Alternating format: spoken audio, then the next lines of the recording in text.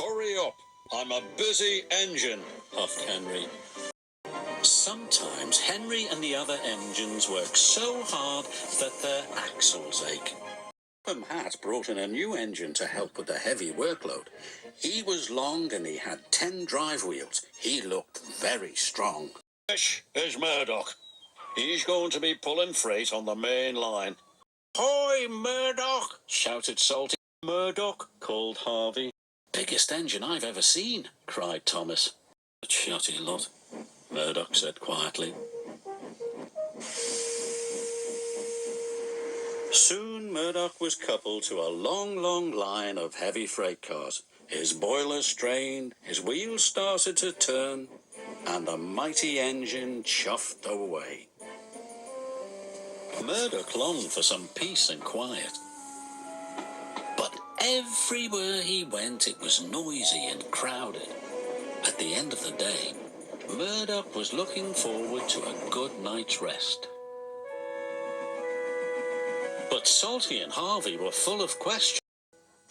What's the longest train you've ever pulled? Work Marseille. Have you ever crashed?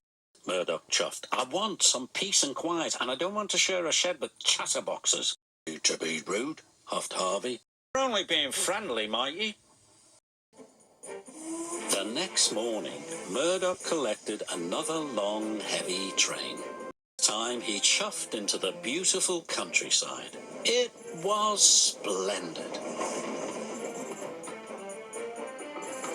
At last he had some peace and quiet.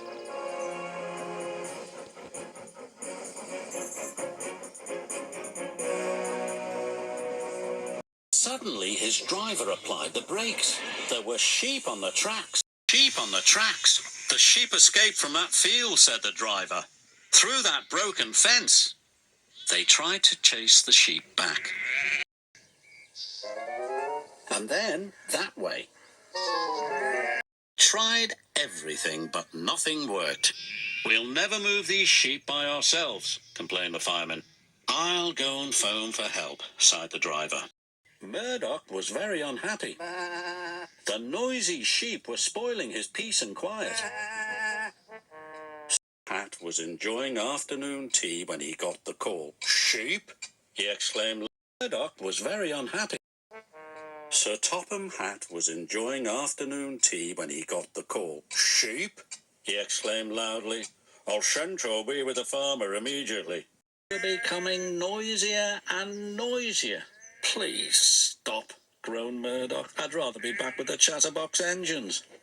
Just then, Toby chuffed into view. Toby, exclaimed Murdoch, we're certainly glad to see you. All along, the farmer and his dog went to work.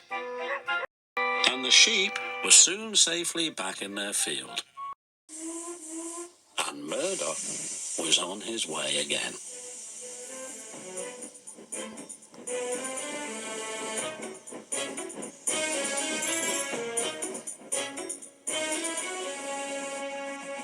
That evening, Murdoch parked between Harvey and Salty, but Murdoch spoke first.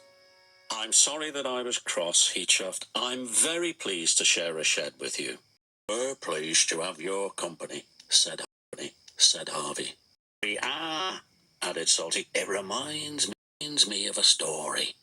Smiled. The sound of bar, bar, bar would have kept him awake, but a Salty story would send him happily to sleep.